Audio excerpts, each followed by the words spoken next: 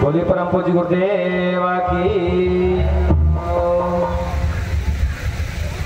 Hello hello. आज परम पूज्य गुरुदेव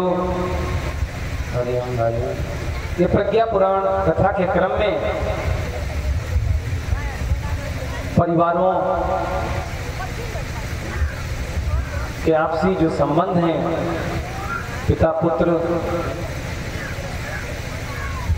भाई बहन, सास बहू, देवरानी जिठानी और भाई भाई के परस्पर जो संबंध हैं, उन संबंधों में कैसे प्रेम पैदा हो और कैसे हम सब आपस में प्रेम पूर्ण व्यवहार कर सकें, इस बारे में धौम ऋषि कहते हैं।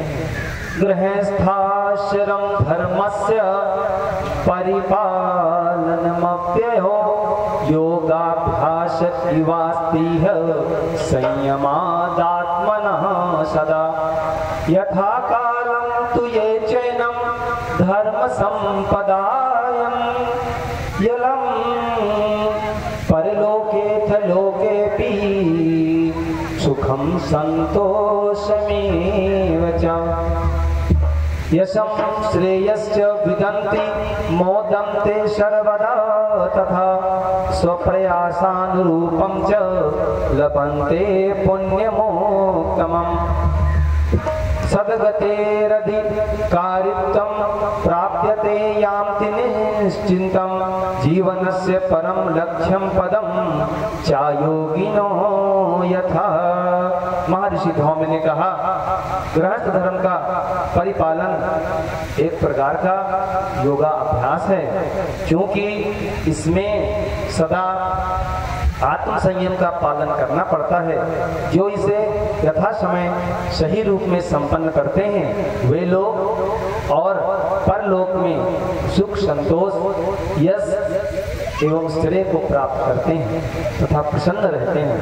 अपने प्रयास के अनुरूप वे पुण्य फल पाते और सद्गति के अधिकारी बनकर योगियों की तरह जीवन लक्ष्य तक पहुँचते और परम पद को प्राप्त करते हैं।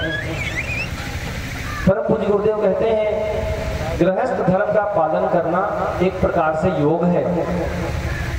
इसमें संयम, सेवा और सहिष्णुता की साधना करनी पड़ती है।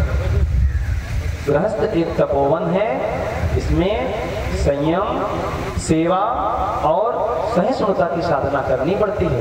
जैसे कोई सन्यासी व्यक्ति हो जाता है, संत बन जाता है, कुटी में रहता है, तो वो तप करता है वन में जाकर, तो तपोवन कहते हैं उसको।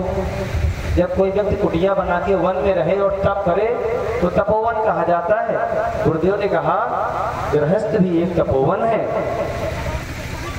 गृहस्थ भी एक तपोवन है जिसमें संयम, सेवा और सहिष्णुता की साधना करनी पड़ती है।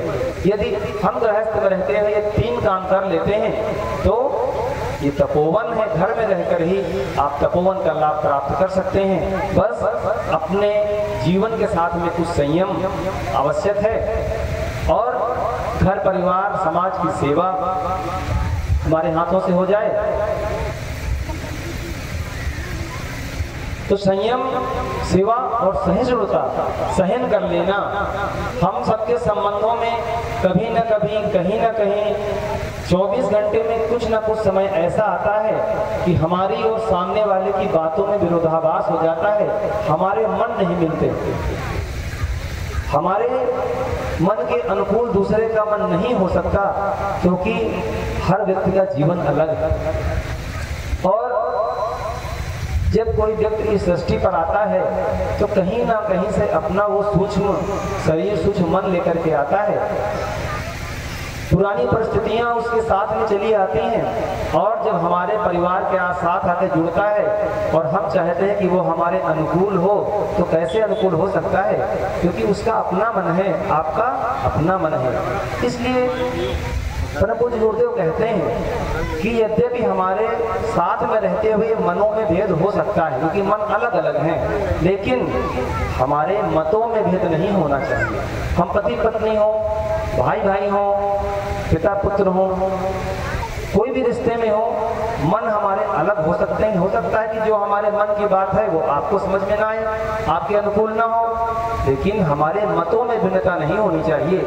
हमारे जो आदर्श हैं एक होने चाहिए। मन में भेदभाव हो सकता है, लेकिन जो हमारे मानने वाली चीजें हैं, जो करने योग्य है, उसमें भेदभाव नहीं होना चाहिए। इससे फिर हम तपोवन में रहने लायक हो जाते हैं। संयम, सेवा और सहिष्णुता की साधना हमसे बन पाती है। इसके लिए परम पूज्य गुरुदेव ने कहा, सबसे परम आवश्यक जो चीज है वो है प्रेम। परिवारों में यदि प्रेम नहीं रहेगा तो ये परिवार सराय बनकर ही रह जाएंगे। जैसे होटल में हम जाते हैं और होटल में हम जैसा चाहे वैसा खाना और सेवा हर चीज पैसा खर्च के प्राप्त कर सकते हैं। कर सकते कि नहीं कर सकते? आप 5 स्टार होटल चले जाओ, 3 स्टार, इतने बढ़िया बढ़िया होटल हैं, बस आप केवल पैसा दो और घर से ज़्यादा वहाँ पे सेवा मिलती है। बस आप पैसा दीजिए, लेकिन वहाँ सेवा मिलती है लेकिन प्रेम नहीं मिलता। आप होटल में जाएंगे तो आपको प्रेम नाम की चीज नहीं मिलेगी। आप मोल चुकाएंगे, आपको सेवा मिल जाएगी। तो यदि होटल जैसा और सराय जैसा माहौल हमारे घर में हो जाएगा तो हमारे घरों में और होटलों में कोई फर्क नहीं बचेगा।